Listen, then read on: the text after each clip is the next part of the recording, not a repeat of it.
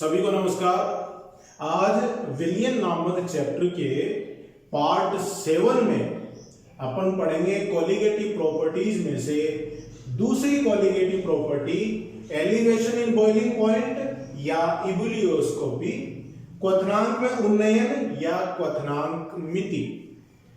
विलियन के पार्ट 6 में अपन ने पढ़ा था कि अणुसंख्यक गुणधर्म क्या होते हैं, अणुसंख्यक गुणधर्मों के सही मान या सामान्य मान प्राप्त करने के लिए विलियन द्वारा किन शर्तों की पालना करना आवश्यक होता है, और उसमें अपन ने 4 प्रकार के अणुसंख्यक गुणधर्म देखे थे। ये 4 प्रकार के अणुसंख्यक गुणधर्म होते हैं और एक अणुसंख्यक गुणधर्म वाष्प दाब में आपेक्षिक अवनमन को डिटेल में पढ़ा था पार्ट 6 में।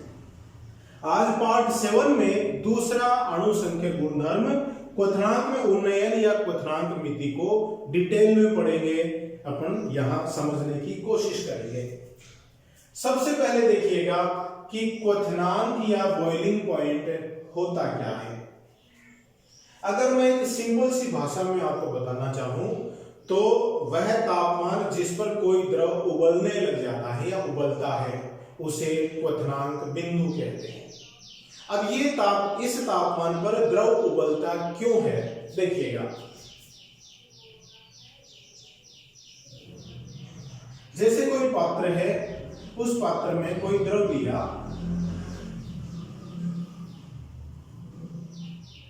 और उसको यहां से गर्म कर रहे हैं। धीरे धीरे इसका तापमान बढ़ेगा, तापमान बढ़ेगा तो इसका वाष्पीकरण बढ़ेगा, वाष्पीकरण बढ़ेगा तो वाष्प द्वारा द्रव की सतह पर लगाए जाने वाला दाब बढ़ेगा। धीरे धीरे क्या हो जाता है, इसके दाब में वृद्धि होते होते वाष्प दाब का मान वायुमंडलीय दाब के बराबर हो जाता है। जो बाहर वायुमंडल का दाब है उस दाब के बराबर इस वाष्प दाब का मान हो जाता है। इस स्थिति में इस द्रव के संपूर्ण भाग का वाष्पीकरण होना शुरू हो जाता है। पहले क्या हो रहा था, द्रव की सतह के कणों का ही वाष्पीकरण हो रहा था, और जब इसका वाष्प दाब वायुमंडलीय दाब के बराबर हो गया तो संपूर्ण द्रव का वाष्पीकरण होना शुरू हो जाता है। जैसे ये सारे कण ही वाष्पीकरण होना शुरू हो जाएंगे, और जब वाष्प इस द्रव की सतह में से बाहर निकलती है तो बुलबुलों के रूप में निकलती है और संपूर्ण द्रव आपको हिलता हुआ दिखाई देता है, अच्छे से हिलने लग जाता है। इसी को कहते हैं द्रव का उबलना। तो यहां अपन क्वथनांक बिंदु को कैसे परिभाषित करेंगे कि वह तापमान जिस पर किसी द्रव के वाष्प दाब का मान वायुमंडलीय दाब के बराबर हो जाता है उसे द्रव का क्वथनांक बिंदु कहते हैं। क्वथनांक बिंदु पर संपूर्ण द्रव उबलने लगता है, और एक बार जब क्वथनांक बिंदु प्राप्त हो गया उसके बाद चाहे आप कितना भी गर्म कर लो, इस द्रव का तापमान नहीं बढ़ेगा। कब तक नहीं बढ़ेगा, जब तक ये संपूर्ण द्रव वाष्प में परिवर्तित नहीं हो जाता है। तो वो जो आप अतिरिक्त गर्म कर रहे हैं, अतिरिक्त ऊष्मा दे रहे हैं, वो कहां गई भाई? तापमान तो बढ़ ही नहीं रहा है, द्रव का तापमान भी उतना ही है और वाष्प का तापमान भी उतना ही है जितना द्रव का क्वथनांक बिंदु है। तो वो अतिरिक्त ऊष्मा कहां गई? वह अतिरिक्त ऊष्मा द्रव के क्वथनांक बिंदु पर द्रव को वाष्प में परिवर्तित करने में खर्च हो गई, वो वाष्प के साथ स्टोर हो गई, जिसे अपन कहते हैं गुप्त ऊष्मा। इसी गुप्त ऊष्मा की कारण जो भाप होती है, जैसे उदाहरण लें कि भाई 100 डिग्री सेंटीग्रेड तापमान पर जल उबलता है जब दाब एक वायुमंडल हो, तो 100 डिग्री सेंटीग्रेड तापमान पर जल का तापमान 100 डिग्री और भाप का तापमान भी 100 डिग्री है, लेकिन ज्यादा कौन जलाता है? भाप जलाती है। कारण क्या है? क्योंकि भाप के पास अतिरिक्त मात्रा में गुप्त ऊष्मा होती है, इसलिए 100 डिग्री तापमान पर होते हुए भी भाप ज्यादा ऊष्मा प्रदान कर सकती है, हाथ को जला सकती है। तो ये हो गया क्वथनांक बिंदु। अब इसमें उन्नयन कैसे हुआ उसको अपन डिटेल में देखते हैं।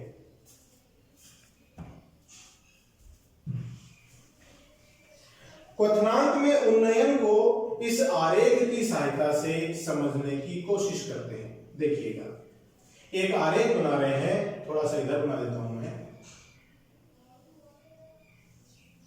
इधर है वाष्प दाब और इधर मैं ले रहा हूं तापमान,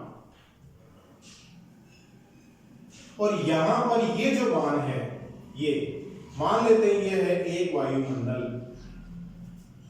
ये लो, मैं यहां पर डॉट डॉट डॉट करके आगे तक दिखा देता हूं, ये है एक वायुमंडल। अब शुरू में आपके पास शुद्ध विलायक है, मान लेते हैं शुद्ध विलायक इस बिंदु पर है, बिंदु ए। ये शुद्ध विलायक है जिसका वाष्प दाब है इतना, जिसको मैं लिखता हूं PA0। ठीक है, अब जैसे जैसे आप तापमान बढ़ाएंगे वैसे वैसे वाष्प दाब बढ़ेगा, तो इसके वाष्प दाब में बढ़ोतरी होती है। और यहां पर देखिए, इस बिंदु पर आकर इसका वाष्प दाब कितना हो गया, एक वायुमंडलीय दाब के बराबर हो गया। तो यहां पर जो इसका तापमान होगा उसे क्या कहेंगे, शुद्ध विलायक का क्वथनांक बिंदु, जिसको मैं TB0 के द्वारा दर्शा दूं। शुद्ध विलायक का क्वथनांक बिंदु है। अब देखो, ये कंडीशन आ गई B, मान लेते हैं B आ गई। ठीक है, अब इसको वापस ठंडा करके कंडीशन A में ले आते हैं। शुद्ध विलायक है, इस विलायक A में कुछ मात्रा में अवाष्पशील विलय मिला देते हैं। अवाष्पशील विलय मिला देंगे तो तापमान तो देखिए उतना ही रहेगा, लेकिन वाष्प दाब में कमी आ जाती है, वाष्प दाब घट गया। ये विलयन 1 का वाष्प दाब हो जाता है। इस विलयन का तापमान बढ़ाएंगे तो वाष्पीकरण बढ़ेगा, तो वाष्प दाब वापस बढ़ेगा, और बढ़ते बढ़ते इस बिंदु पर जाकर इसका वाष्प दाब एक वायुमंडल के बराबर हो जाता है। और यहां इससे संबंधित जो तापमान है वो है TB1। TB1 का मतलब जो आपने नंबर 1, एक नंबर का जो विलयन बनाया जिसमें कुछ मात्रा में विलय डाला, उसका क्वथनांक बिंदु। तो ये जो आरेख प्राप्त हुआ इसको मैं लिख दूं CD। ठीक है, फिर वापस C बिंदु पर स्थिति ले आते हैं, इसमें कुछ मात्रा में और अवाष्पशील विलय मिला दें तो वाष्प दाब और कम हो जाता है, इसे मैं लिख दूं PS2। और तापमान बढ़ाने से इसके वाष्प दाब में वृद्धि होगी, और बढ़ते बढ़ते इस बिंदु पर जाकर इसका वाष्प दाब एक वायुमंडलीय दाब के बराबर हो जाता है। और जब इसका वाष्प दाब वायुमंडलीय दाब के बराबर हो जाता है तो बढ़ने लग जाएगा। इसका तापमान है वो क्या हो गया, TB2, विलयन 2 का क्वथनांक बिंदु। इसे मैं लिख देता हूं EF आरेख। ठीक है, इस आरेख से देखिए क्या दिख रहा है आपको। जैसे जैसे आप शुद्ध विलायक में या विलयन में अवाष्पशील विलय बढ़ाते जा रहे हैं या मिलाते जा रहे हैं, वैसे वैसे इसके वाष्प दाब में कमी आती जा रही है, जिसे अपन कहते हैं वाष्प दाब में अवनमन। और वाष्प दाब में अवनमन जितना ज्यादा होता जा रहा है, क्वथनांक उतना बढ़ता जा रहा है। देखिए, पहले TB था, TB1 हो गया, फिर TB2 हो गया, क्वथनांक बढ़ रहा है कि नहीं। तो यहां इन दोनों तापमानों में जो यहां अंतर आ रहा है, ये क्या है, क्वथनांक में उन्नयन को दर्शाता है। del TB1, del TB2 ऐसे लिख सकते हैं। और भी आप इसमें आरेख बना सकते हैं। जैसे जैसे सांद्रता बढ़ाते जाएंगे वैसे वैसे क्वथनांक में उन्नयन होता चला जाता है। तो इसमें AB आरेख किसके लिए है, शुद्ध विलायक के लिए है। मैंने यहां विलायक लिखा है। AB आरेख शुद्ध विलायक के लिए है। CD किसके लिए है, विलयन 1 के लिए है, जिसमें आपने कुछ मात्रा में अवाष्पशील विलय मिलाया। EF किसके लिए है, विलयन 2 के लिए ये आरेख है। और अपन ने यहां पर देखा कि विलयन 2 की सांद्रता विलयन 1 से ज्यादा है, इसीलिए विलयन 2 का क्वथनांक बिंदु विलयन 1 से ज्यादा है। तो इस आरेख से अपन ये समझ सकते हैं कि क्वथनांक में उन्नयन क्यों हुआ। अब देखिए इसको अपन इसकी गणना कैसे करते हैं। तो गणना करने के लिए देखिए इस आरेख से ही चलेंगे कि इस आरेख से अपन देखते हैं कि विलयन के क्वथनांकमय उन्नयन किसके समानुपाती है, वाष्प दाब में अवनमन के समानुपाती होता है। वाष्प दाब में जितना ज्यादा अवनमन होगा क्वथनांक में उतना ज्यादा उन्नयन होता है। ठीक है, तो समीकरण संख्या 1। पिछले वीडियोस में अपन ने देखा, राउल्ट के नियम के आधार पर अपन ने देखा कि वाष्प दाब में आपेक्षिक अवनमन किसके बराबर है, विलय के मोल भिन्न के बराबर होता है। तो इस समीकरण के द्वारा अपन उसको लिख सकते हैं और डेल पी क्या हो गया, P A naught X B हो गया। तो ये समीकरण संख्या 2। ये समीकरण में कहां से लेके आया, वाष्प दाब में आपेक्षिक अवनमन जो अपन ने पिछला अनुसंख्यक गुणधर्म पढ़ा उसमें ये समीकरण काम में लिया था। तो डेल पी का मान क्या हो गया, पी ए नॉट को इधर ले गया मैं, तो P A naught X B. समीकरण 1 व 2 से, समीकरण 1 व 2 से मैं लिख सकता हूं डेल टी बी समानुपाती P A naught X B.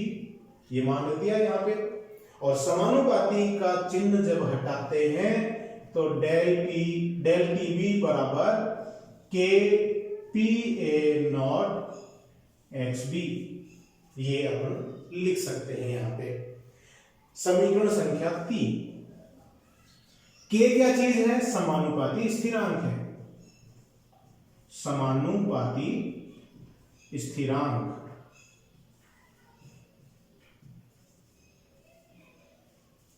समीकरण 3 प्राप्त हो गया। अब समीकरण 3 में xb का मान अगर अपन रखें, xb क्या है, विलय का मोल भिन्न, तो कुछ इस प्रकार से प्राप्त हो जाता है, डेल टी बी बराबर K P A naught N B बटा N A plus N B. लिख सकते हैं कि नहीं, एक्स बी किसके लिख दिया मैंने। अब अपन ने जब अणुसंख्यक गुणधर्म के लिए कुछ शर्तों की बात करी थी तो उसमें एक शर्त यह भी थी कि विलयन तनु होना चाहिए, तो अणुसंख्यक गुणधर्म के सही मान या सामान्य मान प्राप्त होंगे। तो तनु विलयनों के लिए, तनु विलयनों के लिए मतलब डाइल्यूट सॉल्यूशंस के लिए एन ए का मान एन बी से बहुत ज्यादा होगा, तो N A plus N B लगभग बराबर एन ए हो जाता है। लिख सकते हैं कि नहीं। और ये अगर मान समीकरण 5 का मान समीकरण 4 में रख दें तो आपके पास प्राप्त होगा डेल टी बी बराबर के पी ए नॉट, ऊपर एन बी नीचे एन ए। देख सकते हैं कि नहीं। और चूंकि एन बी है विलय के मोलों की संख्या और एन ए है विलायक के मोलों की संख्या, मोलों की संख्या कैसे निकालते हैं, द्रव्यमान बटा अणुभार। तो इनकी जगह मैं यूं भी लिख सकता हूं डेल टी बी बराबर K P A naught W B बटा एम बी और एन ए की जगह डब्ल्यू ए बटा एम ए ऊपर चला जाएगा। ठीक है, अब इस समीकरण में देखिएगा के क्या चीज है, समानुपाती स्थिरांक। पी ए नॉट क्या चीज है, शुद्ध अवस्था में विलायक का वाष्प दाब जो भी एक निश्चित तापमान पर स्थिरांक राशि होगा। एम ए क्या चीज है, विलायक का अणुभार। क्योंकि आपको विलायक पता है, ज्ञात विलायक है, इसलिए इसका अणुभार भी निश्चित होगा, तो ये भी एक स्थिरांक राशि हो गया। तो तीन चीजें स्थिरांक हो गई, के, पी ए नॉट और एम ए। तो इन तीनों स्थिरांकों की जगह मैं एक नया स्थिरांक लिख दूं तो यहां एक समीकरण प्राप्त हो जाएगा, डेल टी बी बराबर के डैश डब्ल्यू बी बटा एम बी डब्ल्यू ए। एक नया समीकरण प्राप्त हो गया और इस समीकरण में के डैश क्या चीज है, के पी ए नॉट और एम ए, इन तीन राशियों का ये गुणनफल है। के डैश को कहेंगे उन्नयन स्थिरांक। के डैश क्या है, उन्नयन स्थिरांक है।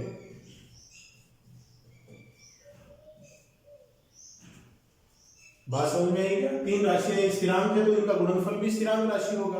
तीनों की जगह मैंने एक नया स्थिरांक लिख दिया के डैश, जिसको मैं क्या कह रहा हूं, उन्नयन स्थिरांक कह रहा हूं। उन्नयन स्थिरांक क्या चीज है, इसको कैसे परिभाषित करेंगे? तो इसमें एक शर्त लगाते हैं। शर्त क्या है कि अगर डब्ल्यू बी बटा एम बी बराबर 1 और डब्ल्यू ए बराबर 1 ग्राम, ये शर्त है कि डब्ल्यू बी बटा एम बी 1 है और डब्ल्यू ए क्या चीज है, 1 ग्राम। मतलब 1 ग्राम तो आपने विलायक लिया हुआ है और उस 1 ग्राम विलायक में 1 मोल विलय घोला हुआ है। तो डब्ल्यू बी बटा एम बी 1 हो गया, डब्ल्यू ए भी 1 हो गया। तो इस कंडीशन में डेल टी बी किसके बराबर हो जाता है, के डैश के बराबर हो जाता है, उन्नयन स्थिरांक के बराबर हो जाता है। क्वथनांक में उन्नयन स्थिरांक के बराबर हो जाता है। तो उन्नयन स्थिरांक को यहां अपन परिभाषित कर सकते हैं। कैसे परिभाषित करेंगे कि 1 ग्राम विलायक में 1 मोल अवाष्पशील विलय मिला देने पर क्वथनांक में उन्नयन को ही उन्नयन स्थिरांक कहते हैं। ठीक है, इसको परिभाषित कर सकते हैं ऐसे। अब सैद्धांतिक रूप से तो ठीक है, हो गया, लेकिन प्रायोगिक रूप से यह संभव नहीं है।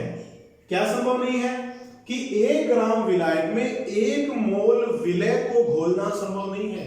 1 मोल विलय का मतलब विलय के अणु भार के बराबर ग्रामों में मात्रा। तो 1 ग्राम विलायक में इतना सारा विलय नहीं घुलेगा। तो यहां पर सैद्धांतिक रूप से तो ठीक है, लेकिन प्रायोगिक रूप से ये सही नहीं है। तो 1 मोल विलय को घोलने के लिए अपन 1000 ग्राम विलायक ले लेते हैं। तो दूसरी जो कंडीशन है उसमें अपन क्या ले रहे हैं, डब्ल्यू बी बटा एम बी का मान तो 1 ले लिया, लेकिन डब्ल्यू ए क्या ले रहे हैं, 1000 ग्राम ले रहे हैं। ये मान समीकरण 6 में रख दूं तो डेल टी बी क्या हो जाता है, के डैश डब्ल्यू बी बटा एम बी तो 1 है और डब्ल्यू ए है 1000, तो बटा 1000। तो डब्ल्यू टी बी का मान हो गया के डैश बटा 1000, और चूंकि 1000 एक निश्चित अंक है, स्थिरांक राशि है, तो के डैश बटा 1000 को मैं एक नए स्थिरांक के रूप में लिख दूं जिसको कहते हैं के बी। और के डैश बराबर क्या हो गया, 1000 गुना के बी। के बी यहां पर है मोलल उन्नयन स्थिरांक। मोलल उन्नयन स्थिरांक इसको अपन कहते हैं। ये समीकरण संख्या हो गई 7। अब आगे देखिएगा, मैं यहां से थोड़ा सा स्पेस कर लेता हूं, इसको मिटाकर नोट तो आपने कर लिया होगा, समझ के ढंग से इसको हल करेंगे। एक बार भी समझ में नहीं आता है तो वीडियो को दोबारा चलाकर आप आराम से इसके नोट्स बनाएं, समझने की कोशिश करें। के डैश का मान समीकरण 7 से समीकरण 6 में रख दें। समीकरण 6 व 7 से तो देखिए क्या हो जाएगा, डेल टी बी बराबर के बी, के डैश की जगह क्या आ गया, के बी, डब्ल्यू बी बटा एम बी गुणा यहां नीचे डब्ल्यू ए, और के डैश क्या है, 1000 गुणा के बी है तो के बी लिख दिया और 1000 से गुणा भी कर दो। ये समीकरण आपके पास प्राप्त हो जाता है। इस समीकरण में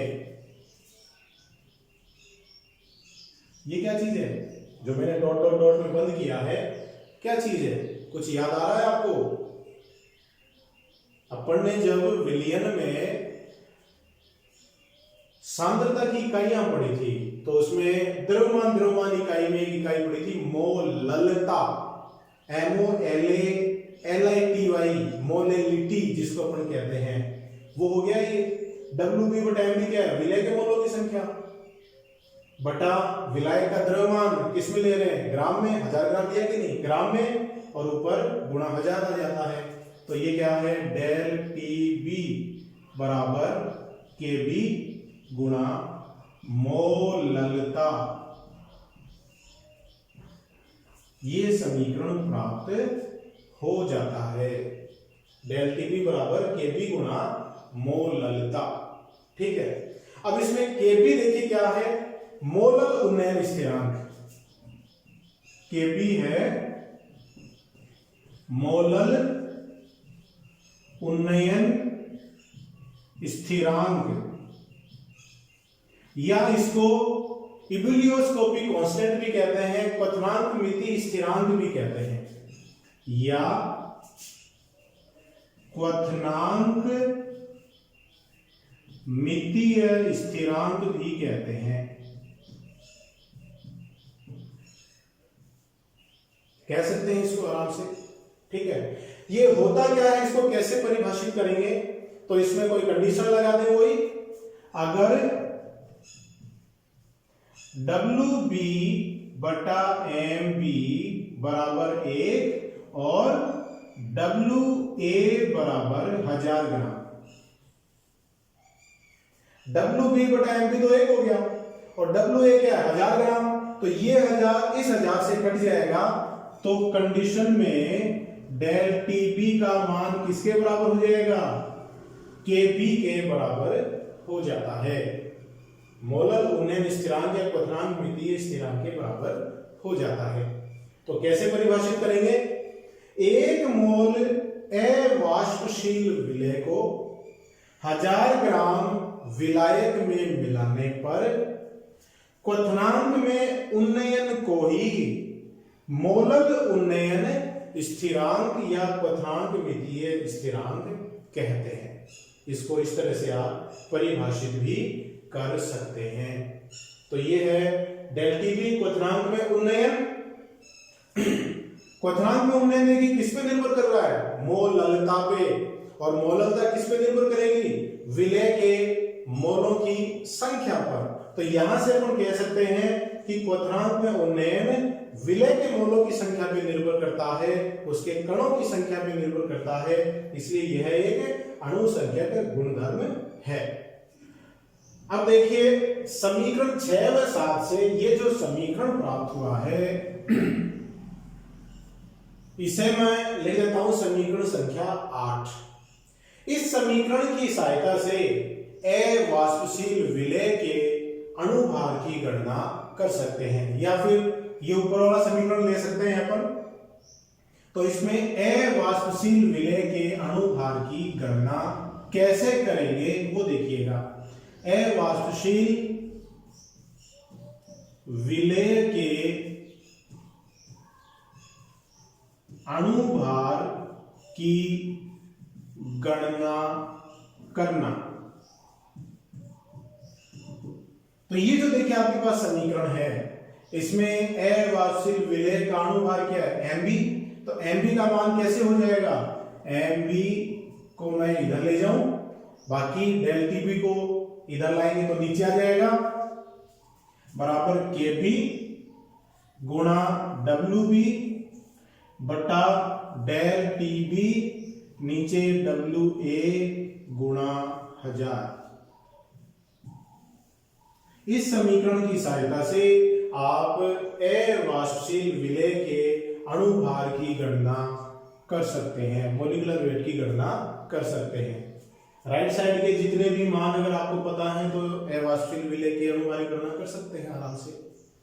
KB मोलल उन्नयन स्थिरांक, WB विलय का द्रव्यमान ग्राम में जो आप तोल कर लेंगे, WA विलायक है उसका द्रव्यमान ग्राम में जो भी आप मेजर करके लेंगे, ΔTB क्या है, क्वथनांक में उन्नयन, तो शुद्ध विलायक का क्वथनांक थर्मामीटर की सहायता से देख लेंगे और उसमें WB ग्राम अवाष्पशील विलय को मिलाने के बाद जो विलयन बना है उसके क्वथनांक को थर्मामीटर की सहायता से देख लेंगे।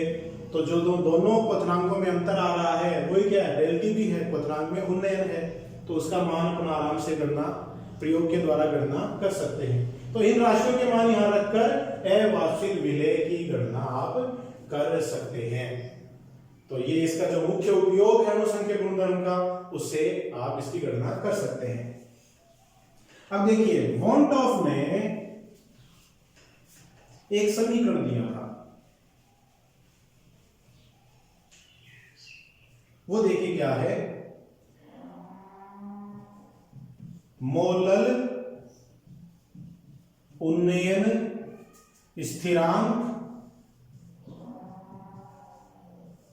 व वाष्पन की गुप्त ऊष्मा में संबंध, इस पर भी कई बार क्वेश्चंस या न्यूमेरिकल पूछे जा सकते हैं। मोलर उन्नयन स्थिरांक व वाष्पन की गुप्त ऊष्मा में संबंध देखिएगा क्या है, Kb बराबर RTB स्क्वायर अपॉन 1000 LV, ये संबंध है। Kb क्या चीज है, यहां मोलर उन्नयन स्थिरांक, R है गैस स्थिरांक, TB है शुद्ध विलायक का क्वथनांक बिंदु और LV है लेटेंट हीट ऑफ वेपोराइजेशन, वाष्पन की गुप्त ऊष्मा। वाष्पन की गुप्त ऊष्मा देखिए क्या चीज, कैसे परिभाषित करेंगे इसको, किसी द्रव के क्वथनांक बिंदु पर उसके 1 ग्राम को द्रव से वाष्प में परिवर्तित करने के लिए आवश्यक ऊष्मा को गुप्त ऊष्मा कहते हैं। तो LV का मान हो गया डेल HV बटा M। डेल HV है वाष्पीकरण की एंथैल्पी जो कि क्वथनांक बिंदु पर देखेंगे, और M है जो विलायक आपने लिया उसका अणुभार। ये मान उपरोक्त समीकरण में रख दें तो प्राप्त हो जाता है Kb बराबर RTB स्क्वायर अपॉन 1000, LV की जगह क्या लिख सकते हैं, डेल HV, और ये M है ये ऊपर चला जाता है। तो ये हो गया Kb में और डेल HV बटा M मतलब LV में संबंध। बहुत ही इंपॉर्टेंट संबंध है, बहुत बार एग्जाम्स में ये संबंध पूछा जाता है। तो ये है एलिवेशन इन बॉइलिंग पॉइंट या इक्विलियोस्कोपी, क्वथनांक में उन्नयन या क्वथनांक मिति। अच्छे से जरूर देखिएगा, बार बार ये वीडियो को आप चला के देख सकते हैं, नोट्स बनाइए, समझने की कोशिश करिए। आप मेरे से क्वेश्चन भी पूछ सकते हैं, मेरे पर्सनल पे या फिर मैसेज करके पूछ सकते हैं। अगले कोलिगेटिव प्रॉपर्टीज अपन नेक्स्ट वीडियोस में देखेंगे। तो इस तरह से विलियन के पार्ट धीरे धीरे पढ़ते जाएंगे, विलियन अच्छे से समझ लेंगे। तो घर पे रहिए, हाथ धोते रहिए, स्वस्थ रहिए, परिवारजनों का ध्यान रखिए, मेरे वीडियो जरूर देखते रहिए। बहुत बहुत धन्यवाद।